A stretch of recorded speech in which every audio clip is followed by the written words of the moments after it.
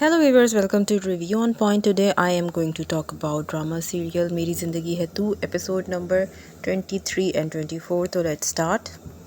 पहले सीन में हम देखते हैं कि दादी जो है वो कामयार के लिए हॉस्पिटल में दुआ कर रही हैं और फिर वो फ़ौरन फ़ोन मिलाती हैं आयरा को और उसको कहती हैं कि ऐसे ऐसे हो गया है तो तुम ज़रा जल्दी आ जाओ. आयरा आती है और फिर वो कामयार से मिलने जाती है. कामयार से जब वो बात करती है तो कामयार उसको खरी खरी सुना देता है. अच्छा, अभी कल को रात को हमने देखा था कि उसको ना बहुत ही ज़्यादा उसको मतलब गंदा वाला उसका एक्सीडेंट हुआ था. इतना ऑपरेशन हो रहा था, शीशे निकल रहे थे, सब कुछ, लेकिन अगले दिन वो बोलने में सेटल था बिल्कुल. एनीवे खैर वो आयरा को कहता है कि मतलब कभी तुम्हें किसी शख्स से मोहब्बत और नफ़रत एक वक्त में हुई है, मुझे हुई है, वो भी तुमसे. और बेसिकली वो उसे कहता है बकवास ना करो, दफ़ा हो जाओ यहाँ से. उसकी कोई बात नहीं सुनता क्योंकि आयरा फिर उसको यही सब कुछ प्रीची हरकतें वो कर रही होती है कि तुम ऐसा क्यों कर रहे हो, क्यों कर रहे हो, जैसी वो मासूम सी है बेचारी, उसे तो कुछ समझ ही नहीं आती. तो वो उसको यही कहती है कि ऐसे मत करो अपने साथ. वो कहता है मैं वैसे ही करूँगा और मैं अब बदल नहीं सकता, and this and that. Aira अपना इतना सा मुँह लेके वापस जाती है और दादी को बताती है कि उसने मुझे ऐसे ऐसे करके कहा है. और फिर दादी जो है वो उसे ब्लैकमेल करती हैं इमोशनली कि बेटे तुम उसकी ज़िंदगी में आ जाओगी ना तो वो पहले जैसा हो जाएगा. वो बुरा नहीं है, उस पर बस गर्दो गुबार है. तो उससे वो तुम जब उसकी ज़िंदगी में आ जाओगी तो वो छट जाएगी जैसे पहले छट गई थी. और आयरा जो है वो 50% तक हो जाती है कन्विंस इस बात से क्योंकि दिल तो उसका उसी की तरफ लगा हुआ है ना. एनीवे उसके बाद ये होता है कि जो कामयार के मम्मी डैडी होते हैं वो उसके पास आते हैं. उसी तरह ब्लेम गेम शुरू हो जाती है कि तुम कब तक ये हरकतें करोगे, दिस एंड दैट, और पता नहीं क्या क्या कहते हैं. वो एक फ़जूल से सीन थे क्योंकि अब वो फ़जूल बहुत ज़्यादा लग रहे हैं एक्चुअली में. अजीब बच्चों वाला गेम लग रहा है ना ड्रामे के अंदर, कोई सर पैर है ही नहीं. माँ बाप का ब्लेम गेम वाला वही सीन, सिर्फ उतने हद तक ही वो कामयार के साथ ओके थे या हैप्पी फैमिली नज़र आ रहे थे जब आयरा इनकी ज़िंदगी में आ रही थी, शादी नॉर्मल तरीके से हो रही थी. आपका बेटा अगर ख़राब हरकतें कर रहा है तो उसमें आप ही का हाथ है ना, तो उसके बाद भी आप उसको ही इल्ज़ाम दे रहे हो.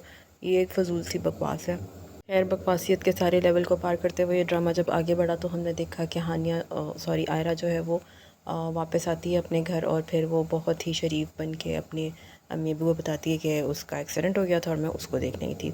तो अम्मा जान जो है कोई 50 दफ़ा तो मेरा ख्याल है कह देती हैं 5 मिनट के सीन के अंदर कि बस अब कामयार का चैप्टर क्लोज़ होना चाहिए. हालांकि हम शुरू दिन से देख रहे हैं कि अम्मा जान की कोई एक्चुअली में से नहीं है.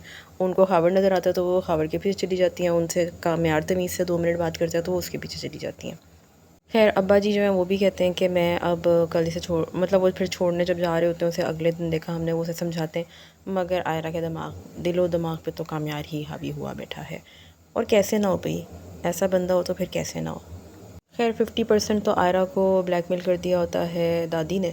और अब जो है जब वो हॉस्पिटल जाती हैं उन्हें एक पेशेंट मिलते हैं जो कि कैंसर के मरीज़ होते हैं. वो कहते हैं कि डॉक्टर साहब मुझे तब तक बचा लेना जब तक मैं अपने पछतावों का कफ़ारा ना अदा कर दूँ, मैंने किसी को दुख दिया है और ये सब कुछ. और फिर एकदम उसको एक एपिफनी होती है आयरा को कि जैसे ये अपनी ज़िंदगी की दुआ कर रहे हैं इस चीज़ के लिए, मैं भी मतलब मुझे भी अपना कुछ बंदोबस्त कर लेना चाहिए. स्ट्रेट वो जाती है कामयार के पास और जाके उसको कहती है कि भाई मेरी ज़िंदगी तुम्हारे साथ अगर जहन्नुम है तो मैं जहन्नुम में ही जाऊँगी, बर्बाद होती हूँ तो बर्बाद, मतलब वो जो डायलॉग नहीं था, तो मेरे पास मत आओ जल जाओगी, हाँ मैं जलना चाहती हूँ, उस तरह की कोई एक दो चीज़ें और ऐड कर दें तो वो इस तरह से वो उसको प्रपोज़ एक तरह का करती है कि भाई अब बस यही एंड है कि तुम्हारे साथ ही रहना है. फिर कामयार बाबा तो कामयार बाबा हैं, उनके दिमाग में पता नहीं क्या आता है, वो कुछ नहीं बोलते, बस वो ये करते हैं. अच्छा फारिया आती है फिर इसके बाद रात को, मुझे समझ नहीं आई ये कौन सा हॉस्पिटल है जहाँ पे पेशेंट को देखने के लिए इजाज़त मिल जाती है लोगों को. आधी रात को, फजर का वक्त हो रहा होता है उस वक्त. आधी रात भी नहीं, मतलब सुबह सुबह होने वाली होती है. एनीवे वो उधर आती है और कामयार उसे देख के कुछ भी नहीं कहता स्वीटू, बस ये कहता है कि मैं जा रहा हूँ, मौलवी साहब मिल जाएंगे, फजर का वक्त हो रहा है और मैं निकाह करने जा रहा हूँ आयरा से. बीच में एक हल्ला मचा हुआ होता है, एक और सीन भी होता है जहाँ पर आयरा जो है जब कामयार के हॉस्पिटल जाती है और उससे सारी बात करती है तो बहुत रात हो चुकी होती है, तो इसलिए सब उसके घर में जमा होते हैं आयरा के और उसको ढूंढने की कोशिश कर रहे होते हैं. घर में बैठ के ही ढूंढ रहे होते हैं, मतलब इतनी देर से जब वो पता कर रहे होते हैं कि आयरा हॉस्पिटल में भी नहीं है और अपनी दोस्त के घर भी नहीं है और पलक के घर भी नहीं है, तो वो घर में ही बैठ के ढूंढ रहे होते हैं कि वो कहाँ है एक्चुअली. आयरा आती है और उनको बताती है कि मतलब इस तरह मैं बात कर रही हूँ कामयार से और मेरी ज़िंदगी वही है और मतलब मैंने अब उसके साथ ही रहना. एनीवे कामयार जो है फजर के बाद कपड़े शपड़े चेंज करके अपने और मौलवी साहब को पकड़ के तो आ जाता है आयरा के घर। हाथ पे उसके वही प्लास्टर टाइप लगा हुआ होता है और फिर वो घर में आता है और आके वो बैठ जाता है और कहता है अभी 4 गवाह और भी आ रहे हैं और आयरा को बता देंगे मैं उससे शादी करने निकाह करने आ गया हूँ।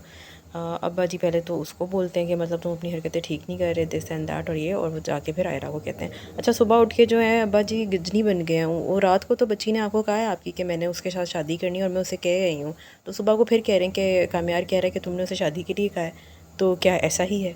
अब्बा रात को वो फ्रेंच नहीं बोल रही थी, यही उसने यही बात बोली थी कि मैं ये फ़ैसला कर रही हूँ। एनीवे क्विक सर्विस करता है कामयार भी आ जाता है। अच्छा इधर मैं कहना चाहूँगी कि भाई आयरा का बहुत क्यूटी पाई है, वो कुछ कहता ही नहीं है, उसी की वजह से ये फसाद सारा फर्स्ट एपिसोड में शुरू हुआ था और अभी भी जिस धड़ल्ले से कामयार अंदर आता है और उसकी बहन के बारे में सब कुछ कहता है, तो भाई के अंदर इतनी हिम्मत नहीं होती कि उसे धक्का दे के या एटलीस्ट बाहर ही रख के दरवाज़ा खोले ही ना, उसके लिए खोल देता है और उसको अंदर भी आने के लिए बुला लेता है। एक्चुअली कामयार इतना हैंडसम है कि उसे कोई इनकार कर ही नहीं सकता, वो बेशक आयरा के अब्बू हों या भाई हों, वो भी नहीं कर सकता। एनीवे वो आता है और फिर अब्बू जो हैं वो जाते हैं आयरा के पास और आयरा को फिर कह देते हैं कि बेटे अगर तुम्हारा यही फ़ैसला है तो फिर मैं तुम्हारा निकाह तो कर दूँगा लेकिन इज़्ज़त के तरीके से करूँगा, उससे थोड़ा सा टाइम ले लो और फिर मैं तुम्हारा निकाह पढ़वा दूँगा, बट फिर मेरे साथ तुम्हारा कोई रिश्ता नहीं है।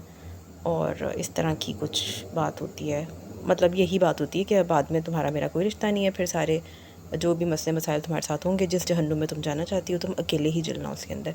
अब्बू का कहने का ये मकसद था। एनीवे ये थी 2 किस्तों का जो लुब्बे लुबाब था, वो यही था कि ये सब कुछ हुआ है।